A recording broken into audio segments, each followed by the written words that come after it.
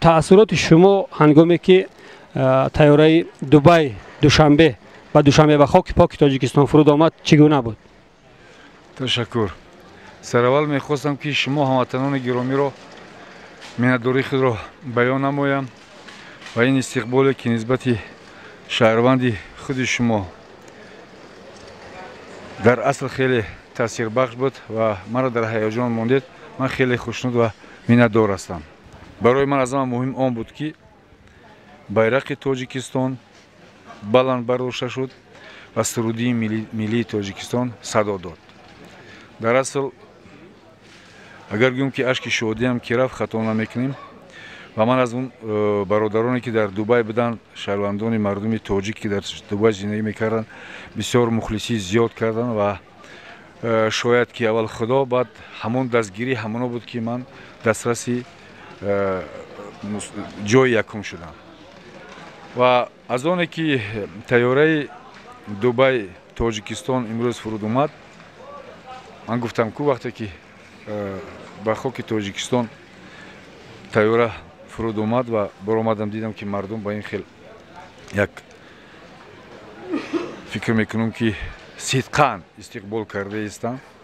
من بسیار منتدار هستم. صحتمند و سربلند باشن مردم تاجیک و تا آنی که هستم انشاءالله رحمان من کوشش میکنم که نام ملت و دفاع ملت وطن را در همه جا دستگیری کنم. چرا قهرمان جهان سلامشاه با تالار پیشوازگیری مهمانان عالی قدر نیو با تالار برآمد شهروندان عادی بیرون شد؟ چرا؟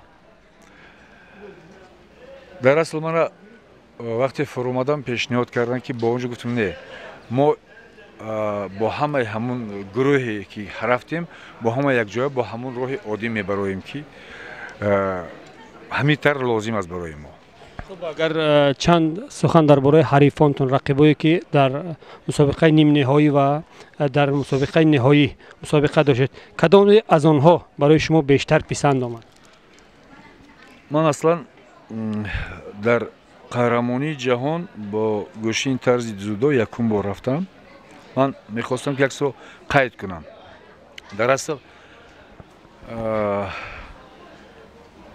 اون قدر تیار نبودم برای قهرمانی، برای این مسابقه جهانی رفتم، لیکن یکی از دوستان من، یکی از برادران من و خیلی بگویم که حق استادی هم دارند، اکای نرزلو کریموف، و گفت که نه ما میرویم. گفتم که اکای نرزلو ما تیار نیستیم برای مسابقه. گفت که انشالله میریم، یگان گپ میشود. من اول از خدا بعد از اکای نرزلو خیلی میندارم که اون کس مرا به همین مسابقه بردن. و وقتی که در مسابقه این جهانی جودو رفتم، من فکر میکردم که سامبو، لیکن در اصل 1200 نفر اشتراک کننده بود در مسابقه جودو. و یک مسابقه بود که در اصل خیلی تاثیر بخش و از حریفانی که من داشتم یکم حریفی که قدیما بود از نماینده فرانسه بود. در اصل من خیلی قریب که در ما 3 دقیقه گوشتین گرفتیم، 2 دقیقه و 30 ثانیه بردی وای بود. در 20 ثانیه آخر من توانستم که